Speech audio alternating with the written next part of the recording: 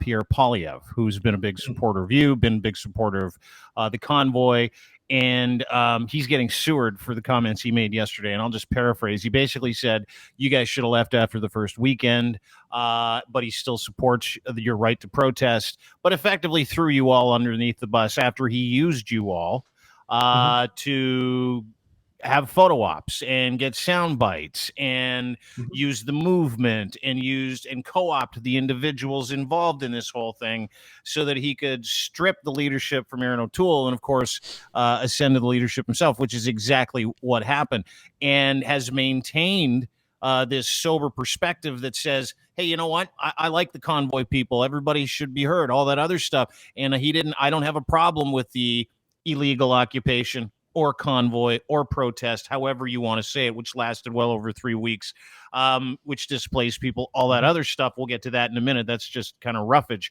But, you know, when you hear that as someone who thought he was like, that guy's our guy. And keep in mind, I think he's insane too. But you guys are like, that's our guy. Now he's just taking you and fucking throwing you under the bus because he's got a general election to win. That's got to make you feel a little bad about things, does it not? Well, I can go all the way back to February and tell you that I personally, we produced a document through the lawyers and everything called Roadmap to Freedom. I personally sent him a copy of the document, and I said, look, I just want one of you in the federal government to come forward and talk to us. So on his public email, I mean, I wasn't expecting that he was sitting there on his BlackBerry or on his iPhone or whatever and responding to emails, but I thought it would make its way to his staff.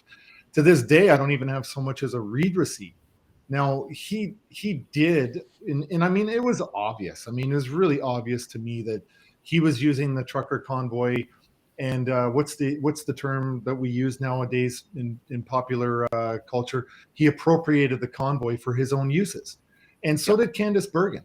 And I expressed that sort of discontent to Dean Allison when James Topp and I met with the Conservative MPs in the summertime, in the middle of June. And I said, you know, nothing pissed us off more than when Candice Bergen went and did a photo op at a coffee shop, and the very next day walked into the Commons and said, okay, truckers, you've proved your point, now go home. It's like, we knew Candice Bergen was going to do stuff like that. But at the end of the day, we didn't care because we knew something was up between the NDP and the Liberals. It just wasn't public yet.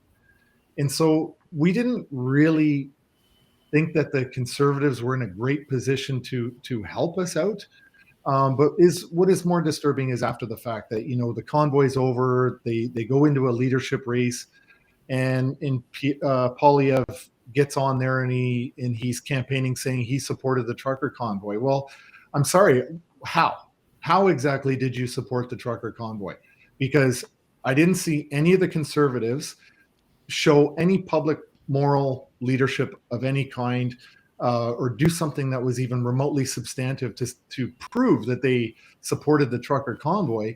What I think they did is they were just walking that fine line between, hey, what we're going to do is a few photo ops, and then eventually, if it's advantageous to us in the future, we're going to say, hey, look at this photo. We were on their side. But if not, they could say, well, you know, I mean, we met with them because it was the reasonable thing to do. And Justin Trudeau wouldn't do it. So they wanted to wrap that around his head, right? Mm-hmm. So they walked a really, really fine line. But in terms of public support for the convoy, absolutely none. And no other political party did either. It wasn't like the NDP certainly didn't. The Liberals, well, hey, we were here to talk to them, but that never happened.